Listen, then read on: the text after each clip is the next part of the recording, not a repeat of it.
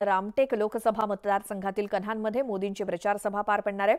महायुतीकडून मोदींच्या सभेची जय्यत तयारी करण्यात आली आहे आणि पंतप्रधान मोदी यांच्या सभेवर पावसाचं सावट असल्यामुळे वॉटरप्रूफ डोम उभारण्यात आलाय।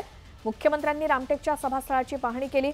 सभेसाठी 1 लाखांहून अधिक नागरिक येतील असा विश्वास आयोजकांनी व्यक्त केला।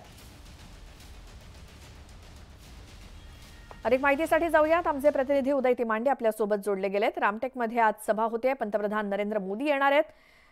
काय सविस्तर माहिती आजच्या सभेबद्दलची उदय?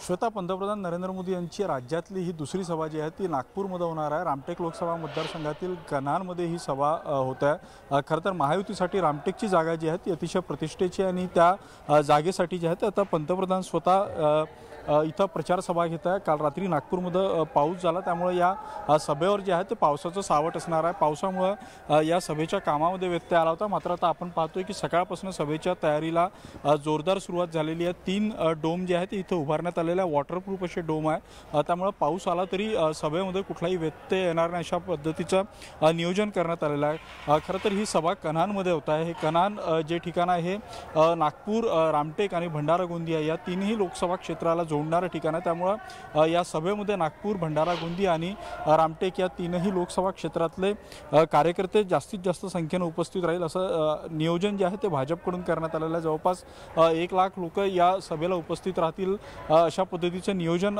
जे आहे ते महायुतीकडून करण्यात आलेलं आहे। याआधी ज्यावेळी चंद्रपूरमध्ये मोदींची सभा झाली होती त्यावेळी आपण पाहिलं होतं की उद्धव ठाकरेंवर जे आहे ते मोदींनी निशाणा साधला होता। त्यामुळे आता आजच्या सभेमध्ये मोदी नेमका कोणावर निशाणा साधतात आणि काल ज्या पद्धतीने राज ठाकरे यांनी महायुतीला जे आहे ते बिनशर्त समर्थन दिलं होतं, त्यामुळे राज ठाकरेंचे या सभेमध्ये मोदी आभार मानतात का किंवा मोदी कुठली भूमिका घेतात याकडे जे आहे सर्वचं लक्ष असणार आहे। पहिल्या टप्प्यात ज्या 5 जागांवर मतदान होणार आहे त्यातल्या 2 जागांसाठी जी आहे ती चंद्रपूरला सभा झाली होती। गडचिरोली आणि चंद्रपूर लोकसभा मतदारसंघासाठी जी आहे ती मोदींची पहिली सभा झाली होती आणि पहिल्याच टप्प्यातल्या 3 ज्या लोकसभा मतदारसंघ आहेत त्यातला नागपूर, रामटेक आणि भंडारा गोंदिया या तीनही लोकसभा मतदारसंघासाठी ही संयुक्त सभा होता। त्यामुळे पहिल्या टप्प्यातील 5ही लोकसभा जागांसाठी मोदींची ही सभा म्हणजे मोदींच्या सभा पूर्ण झालेल्या आहेत असं म्हणता येईल। आणि या सभांचा आता किती परिणाम होतो हे मतदानाच्या दिवशी आणि मतमोजणीच्या दिवशी स्पष्ट होईल। मात्र ही सभा अतिशय भव्य असावी या दृष्टीने जे आहे ते